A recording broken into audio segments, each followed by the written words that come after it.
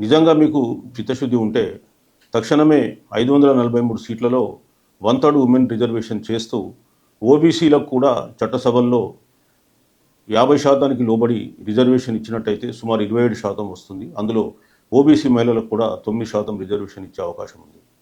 ఓబీసీలకు లేకుండా ఏ రిజర్వేషన్ ఇచ్చినా ఆ రిజర్వేషన్ కూడా అసంపూర్ణం, సామాజిక న్యాయానికి అది విరుద్ధంగా మారుతుంది.